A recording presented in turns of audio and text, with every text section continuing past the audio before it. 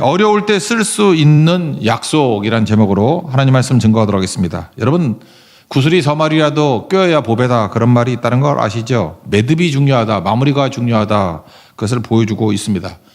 제가 대학교 졸업하고 난 다음에 읽었는지 사역 초기에 읽었는지 모르겠지만, 그 중국의 유태인이라고 말하는 객가인이 있죠. 객가인. 중국의 뭐 지도자들이 다 거기서 나왔잖아요. 객가 사람들이 쓴 책을 읽었는데, 그들은 그 자기 자녀들에게 매듭 묶는 법을 가르친대요. 근데 객가인이 만든 매듭이 제 기억엔 100가지가 넘었어요. 그래서 매듭을 이렇게도 지을 수 있구나.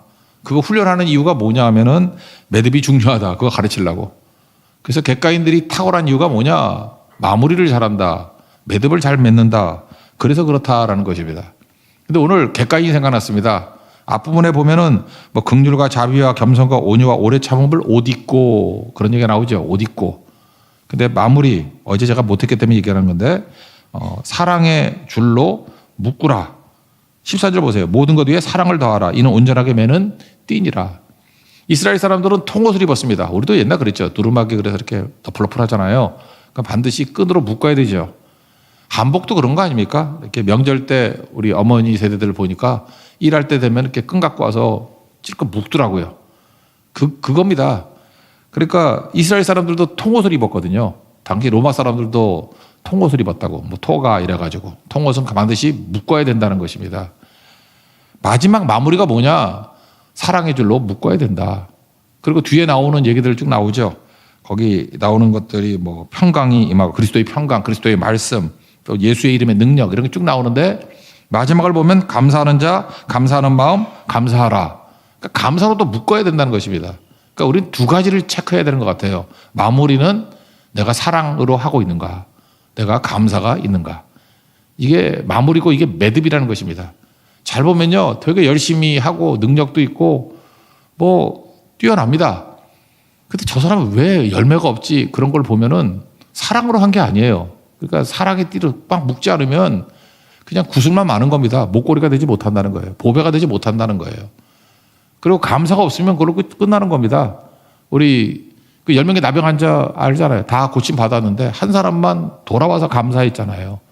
그랬더니 어떤 일이 벌어집니까? 마무리를 잘하니까 이후에 또 길이 활짝 열려버리죠. 구원받게 되고. 그 9은 어디 있냐 그러잖아요. 무슨 얘기입니까? 야, 이렇게 은혜를 받았으면 마무리를 져야지. 마무리가 없는 인생이 어디 있냐, 그런 거죠. 지난주 고성선교 다녀왔습니다.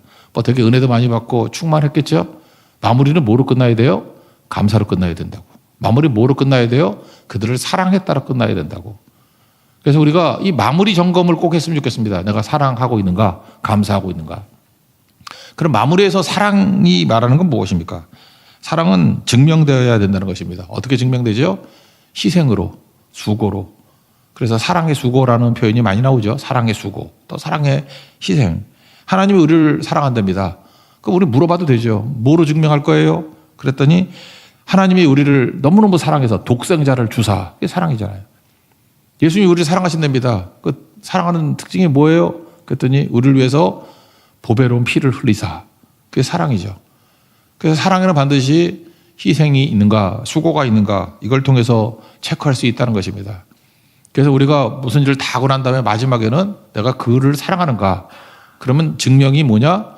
희생으로, 수고로 그것이 증명될 줄 알아야 된다는 것입니다. 그리고 공치사가 없죠. 사랑이니까. 그게 마무리라는 것입니다. 사랑으로 마무리되지 않으면 다 부작용이 있다는 거예요.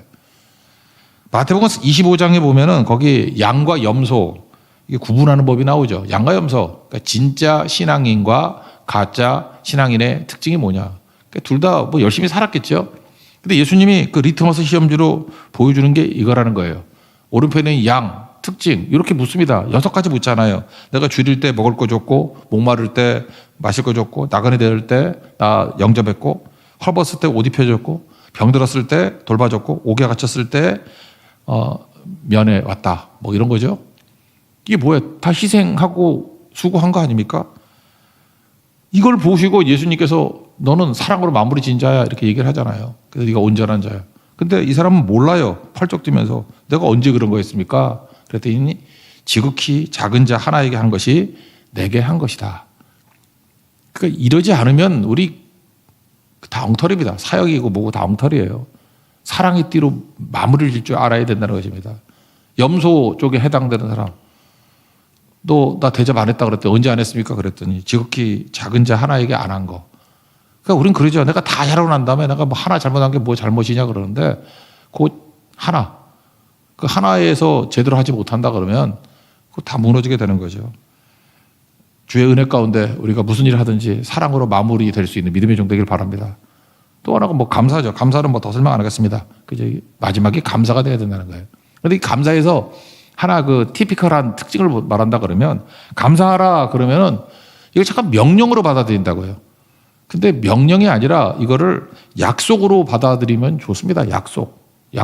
약속이라는 것은 선물이죠. 그래 감사라는 것은 물론 윽박지르는 거 아니에요. 그래 고성속에 갔다 왔으니까 감사해야지 이렇게 코너로 모는 게 아니고 약속이라는 것입니다. 네가 그러고 난 다음에 감사하면 얼마나 풍성한 약속이 있는지 아냐, 선물이 있는지 아느냐 그런 거죠. 예를 들어서 이것도 여러분 명령으로 보이십니까? 약속으로 보이십니까? 주라 그러면 너에게 줄 것이니 후히 되어 누르고 흔들어 넘치도록 하여 너에게 안겨주리라. 이 말씀이 명령으로 보여요? 주라. 나 하기 싫은데 주라 그런다. 약속이죠. 선물이죠. 주라. 그래야면 줄 것이니 후히 되어 누르고 넘치도록 해서 안겨준다. 이게 약속이지. 이게 어떻게 명령입니까?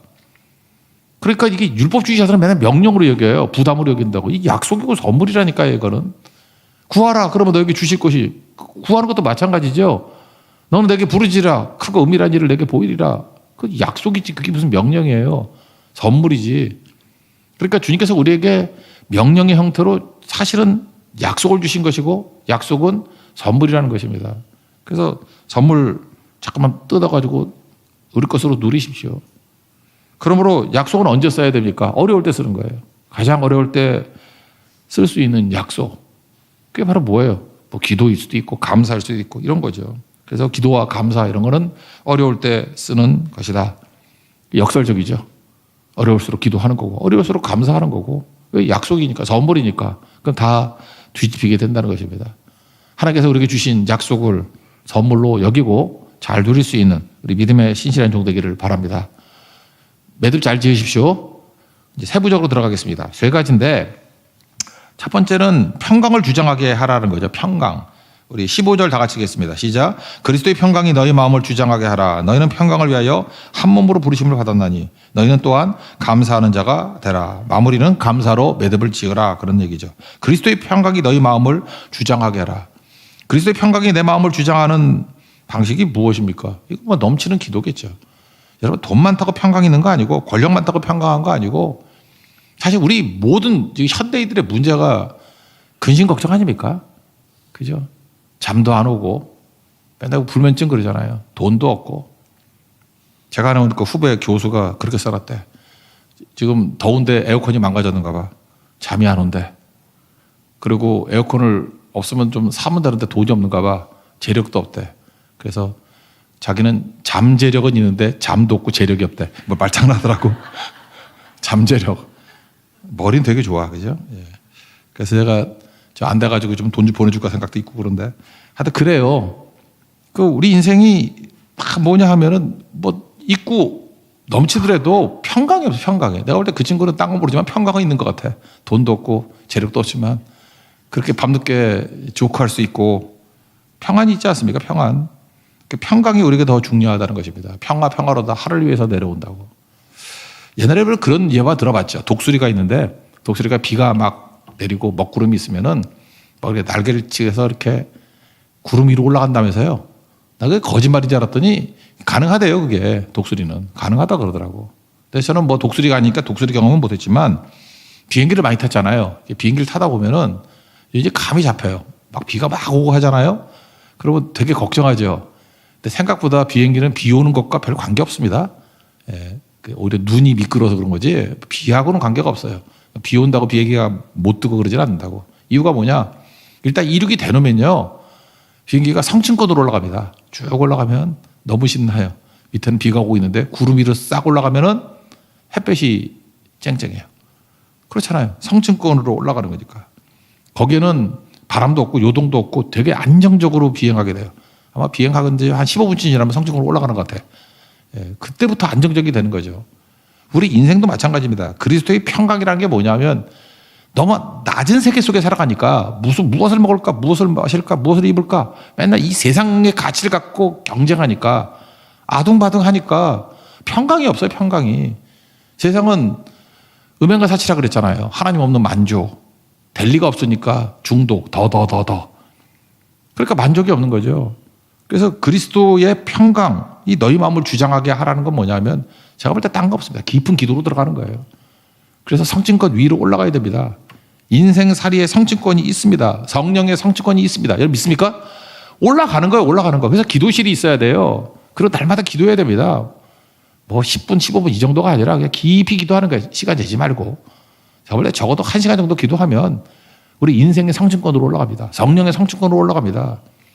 거기서 예수님 주시는 절대 평안이 있는 거예요. 그래서 흔들리지 않는 거예요. 왜 많은 일을 하는 사람들, 영적 싸움을 벌이는 사람들이 기도의 자리에 들어가는지 아십니까? 기도 안 하면은 걱정과 근심, 뭐 압박감 때문에 일을 잠도 못 자요. 그냥 정신을 못 차린다니까요. 그때 필요한 게 뭐예요? 비바람을 맞설 힘이 아니고 기도실로 들어가는 거예요. 예수님과 함께 예수님의 세계로 들어가는 거예요. 그럼 인생의 성층권에 올라갑니다. 그럼 거기서 다 풀려요. 거긴 바람도 없고 거기는 걱정, 근심 아무것도 없다라는 것입니다. 그것을 위해서 부르심을 입었다라는 거예요. 그래서 우리는 무조건입니다. 우리는 흔들리면 안 되고 그리스도의 평강이 우리 마음을 지배할 수 있도록. 그건 뭐냐? 충분히 기도해야 됩니다. 깊은 기도의 지성소로 들어갈 때 그리스도의 평강이 너희 마음을 주장하게 하라. 그리고 그걸 위해서 부르심을 입었대요. 무슨 얘기입니까? 우리 주변 사람들이 다 흔들리고 있을 때 한 사람이 그 성층권으로 들어간 평안함이 있는 사람에게 매달린다는 거죠. 유라굴라 강풍이 있을 때 바울에게 매달렸고 파도가 칠 때 예수님 주무시고 계시잖아요. 그게 그리스도의 평강 아니에요? 그것 때문에 제자들이 살아나게 되고 믿음이 무엇인지를 알게 된다라는 것입니다. 오늘도 여러분 깊은 기도를 통해서 그리스도의 평강이 우리 마음을 주장하는 우리 믿음의 종 되기를 축원합니다. 그러면 거기서부터 감사가 나오겠죠. 그럼 매듭이 된다는 것입니다. 그래서 이 시대에 필요한 사람은 환경과 상황에 관계없이 그리스도의 평강을 마음에 주장할 수 있는 사람. 그게 리얼 크리스찬입니다. 그런 크리스찬 되는 믿음의 종 되기를 축원합니다. 그 다음에 두 번째는 말씀이 풍성히 거하라 그랬죠. 16절 다 같이 읽겠습니다. 시작. 그리스도의 말씀이 너희 속에 풍성히 거하여 모든 지혜로 피차 가르치며 권면하고 시와 찬송과 신령한 노래를 부르며 감사하는 마음으로 하나님을 찬양하고. 그리스도의 말씀이 우리 속에 풍성히 거하게 하라는 것입니다. 그러니까 하나님 말씀을 일단 읽어야겠죠. 통독도 필요하고 설교 들어야겠죠. 그리고 암송도 하고. 하나님 말씀이 풍성히 거하면 어떤 일이 벌어지느냐. 그 말씀을 성령께서 사용하신다고요. 그래서 하나님 말씀을 뭐라고 설명합니까? 성령의 검. 전신갑주에 나오잖아요. 에베소 6장. 성령의 검. 곧 하나님의 말씀을 가지라. 하나님의 말씀을 이렇게 많이 품고 있으면 성령께서 그때마다 그 말씀을 끄집어내가지고 무기로 사용하신다는 것입니다. 이렇게 무기고에 무기가 많아야 될 거 아니에요. 이게 말씀이란 무기예요. 그럴 때 성령 의지하면 성령께서 그 말씀을 기가 막히게 뽑아가지고 사용하십니다. 그걸 뭐라 그래요? 지혜라 그러잖아요. 그죠? 모든 지혜로 피차 가르치며. 그러니까 성령이 지혜가라. 성령과 지혜란 게 뭐냐? 성령께서 그 말씀을 사용하셔서 일한다는 거예요. 그게 성령과 지혜죠. 마태복음 13장 52절에 예수님께서 이렇게 비유하셨습니다. 천국의 제자된 서기관마다 우리 크리스찬들을 얘기하는 거죠. 마치 새 것과 옛 것을 그 곳간에서 내오는 집주인과 같으니라. 우리 영혼에 곳간이 있다라는 거예요. 그 옛 것과 새 것이니까 보겠어요. 구약과 신약이겠지. 그러니까 옛날 약속과 새로운 약속이겠죠. 그 약속을 끄집어내는 집주인과 같다고. 집주인 누구예요? 성령께서. 그래서 하나님 말씀 많이 읽어야 됩니다. 읽으면 하나님 말씀이 이렇게 떠오른다고요. 그래서 말씀이 우리를 살리고 이끄는 능력이 있다는 것입니다. 시편 107편 보면은 말씀의 어떤 도움 그런 것들 보여주는데 20절에 그가 그의 말씀을 보내어 그들을 고치시고 말씀을 고쳐서 고친다는 거예요. 우리를. 그리고 위험한 지경, 옛날에 위경 그랬죠. 모든 위경에서 우리를 건지시는도다. 위험한 지경에서 우리를 건지십니다. 여러분 위험할 때 아무것도 떠오르지 않는 사람이 있어요. 성령의 사람 아니고 말씀이 없기 때문에 그래요. 여러분 위험한 상황이 옵니다. 그러니까 하나님 말씀으로 외워두고 무장하고 읽고 그래야죠. 저는 그래요. 적어도 성교 가기 전이라 그러면 뭐 딴 거 준비도 뭐 부채춤 준비하고 뭐 공연 준비하고도 되게 중요하지만 성경을 많이 읽어야 되고요. 그 다음에 적어도 한 일주일치 정도 설교 내용을 좀 받아 적고 몇 번씩 읽고 외우고 성경도 읽고 그냥 그렇게 해서 그냥 준비만 된 상태로 가는 거예요. 제가 볼 때 일주일치 말씀이라도 충분한 것 같아요. 그러고 난 다음에 현장에 가가지고 만나면은 그때마다 성령께서 그 말씀을 사용하셔서 곳간에서 옛 것과 새 것을 꺼내가지고 놀라운 역사를 일으킨다는 거예요. 마귀를 멸하고 승리하게 만든다는 것입니다. 여러분 준비된 것 가지고 준비된 멘트 갖고 되는 거 봤어요? 준비된 말씀이 성령이 사용하신다고요. 이게 뭐예요? 그리스도의 말씀이 너희 속에 풍성히 거하여 여기 머무르게 만들라는 디폴트에 머무르게 만들라는 것입니다. 말씀이 있어야 되는 게 바로 그런 뜻이라는 거예요. 그러면 승리하게 된다라는 거죠. 그럼 그 다음 나오는 게 뭐예요? 말씀에서 나오는 시와 뭐 찬미, 찬송가, 신령한 노래 이런 게 있죠. 제가 요즘에 좀 안타깝게 생각하는 게 뭐냐면 요즘에 찬양은 너무 어렵게 만드는 것 같고 또 두 번째는 찬양이 인본주의화 된 것 같아요. 그러니까 분명히 뭐 믿음의 고백은 고백인데 맨날 내 마음을 고백하는 거야. 뭐 내 마음이 꿀꿀해요. 뭐 내 마음이 힘들어요. 뭐 그런 거 아니에요? 뭐 나 힘들어 죽겠어요. 뭐 그래서 혼자 있지 않을 거예요. 그럼 뭐 어떡할까요? 뭐 왜 혼자 있지 않아? 예수님이 같이 계시는데, 그죠? 뭐 다 이런 거예요, 그냥. 그러니까 뭐 불신자에게 뭐 접근하는데 도움이 된다라고 할 수도 있지만, 그거 계속 불러보면 약간 우울하지 않아요? 저는 느낌이 이래요. 좋은 찬송이라는 게 뭐냐 하면은 반복에 부르면 힘이 나야 돼요. 처음에는 그렇게 힘이 안 나다가도 찬양을 한 30번만 반복하면 나와. 진짜는 30번 반복하면 터져요. 근데 가짜는 반복을 못해. 허망해. 지겹고. 왜 이게 자기 푸념이기 때문에. 근데 보세요. 찬양을 어떻게 만드는 거예요? 말씀 가지고 만드는 거라고 말씀에서 이제 그리스도의 말씀이 너희 속에 풍성히 거하여 그것이 시로 나오고 찬송으로 나오고 신령한 노래로 나와야 된다고 그런 찬양. 내가 볼 때 이 15, 16, 17절 이거 갖고 찬양 하나 만들었으면 좋겠어. 이 감사에 관한 감사로 매듭 짓는 거. 성경을 암송하게 만드는 게 제일 좋은 찬양 아니에요? 성경을 외치게 만드는 찬양이 제일 좋은 찬양 아니에요? 그러면 나중에 감사하는 마음으로 하나님을 찬양하게 된다는 거죠. 마음 상태가 달라지게 된다는 것입니다. 여러분 이게 집회나 이런 거 하고 할 때 보면은 그 앞에 찬양 인도하는 사람들이 어떤 찬양을 하느냐에 따라서 그 다음에 영적인 분위기가 바뀌어버립니다. 어떤 때는 설교를 못할 지경이 될 때도 있어요. 뭐 꽉 눌려 있어가지고. 뭐 그럴 때가 있거든요.